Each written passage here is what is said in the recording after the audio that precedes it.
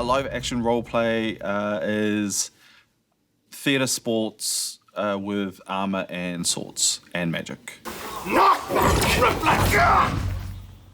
Imaginary magic. Live action roleplay is a combination of collaborative storytelling and impromptu theatre, where you have a world presented to you and you create a place in that world with you and other people. When I LARP, I feel like I am playing a different aspect of myself or bringing out different parts of like my personality.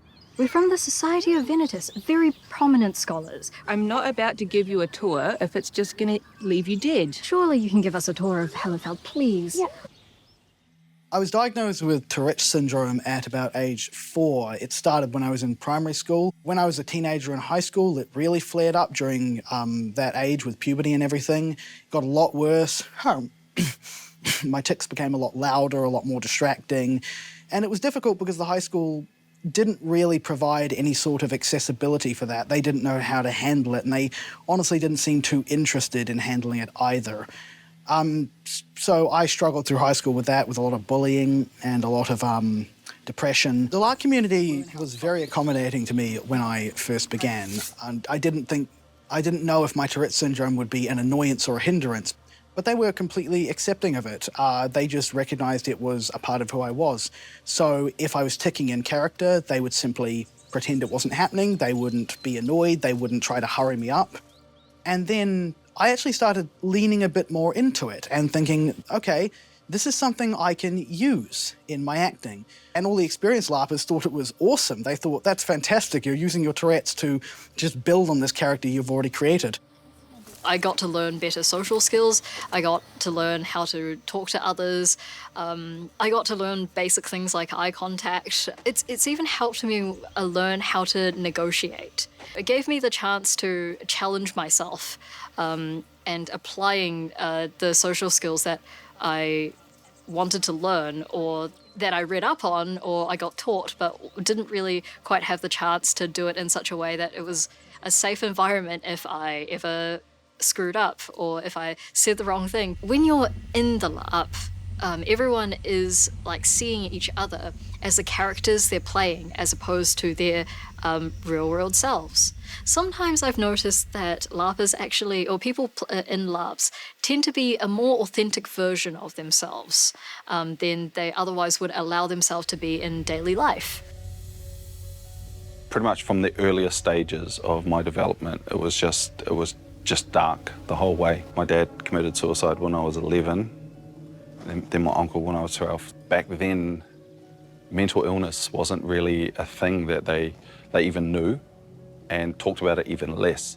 When you have so much stuff like that in your life, you genuinely start to think, you know, it's my fault. This is what I deserve. With depression, you've always got that voice in the back of your head that just, its sole job seems to be to tear down everything that you do, and it's very good at it. And the best thing you can hope for is something to distract it enough just to make it quiet for you to proceed with your day. And LARP is just so full on every scale that the voice goes away.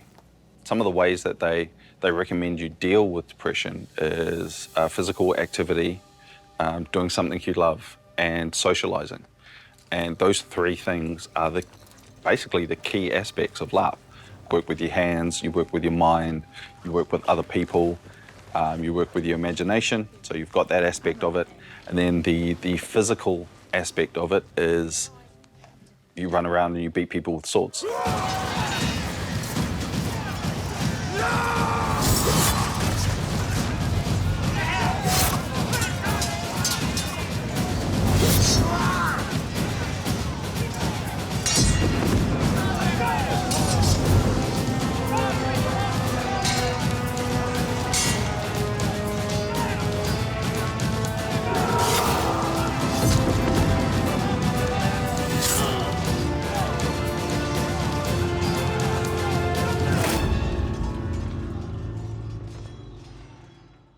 When I started LARPing, it didn't take too long. I think it was about 2 or 3 games when a couple of other players picked up Like when I was having a bad moment, they'd be like, "Oh, it's the black dog got you," and I was like, "What is that?" And then they explained that's LARP's keyword for, is depression hitting you hard? And that's the way they would ask without, calling you out. And within like 5 to 10 minutes, there was 8 or 9 people around me just making sure I was okay.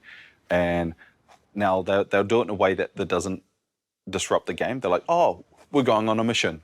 And then the 8 of you would leave and you're on a mission. And then you'd come back and everything would be all right. And once that happened, LARPing just got so much better.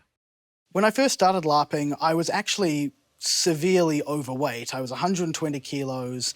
I had largely been eating out of depression, and I wasn't very physical at all. I never played sports when I was in high school because I was too anxious. I would start going to the combat practice evenings where we would learn how to properly swing a sword.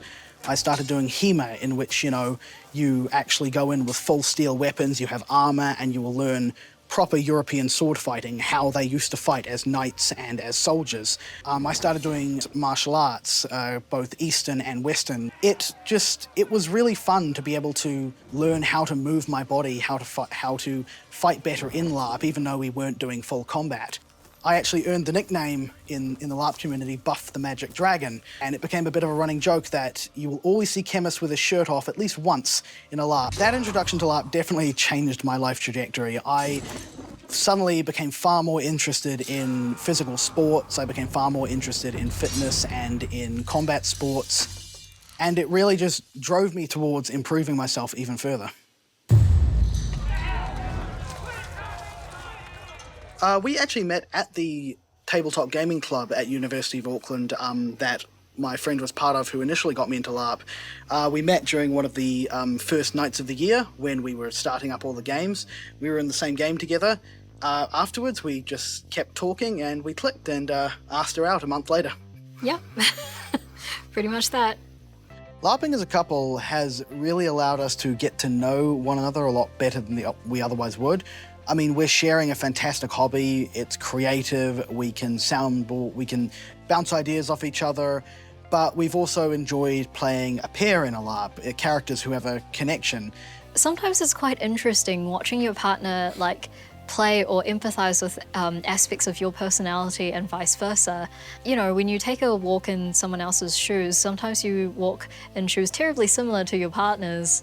Seeing Juniper grow in the LARP scene when I initially had met her and she was very shy and reserved, it was fantastic because I got to know the girl behind that shy and reserved face and just how creative and wonderful she was. And then I saw her putting that out to the rest of the world through LARPing. I saw her, embracing everything she could be. And it was really nice to see her growing in confidence and having other people see just what I saw in her.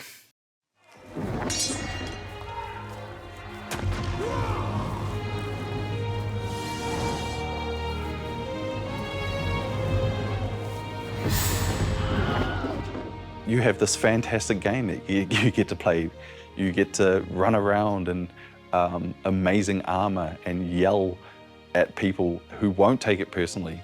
And you get to hit them with swords. And then at the end of it, go to an actual real world bar and have a drink, and they become your best friends. Well, I haven't found anything in today's world that takes all of that and then puts it into one place. Because they just go, "Hey, look, here's your place. You've written a character, here it is. You belong with us and you belong in this universe. This is the place that you've made yourself, and this is the place that you've written yourself in, and we will respect that." Being able to pretend that you're somebody else completely from top to tail for a whole weekend it really helps with the really helps shut the voice up in the back of my head. And it lasts for a while as well, because you always get to look back and pretend that, oh yeah, I was amazing for a weekend. And when your every day is the opposite of that, a weekend of I'm amazing, you can't really put a price on that. So.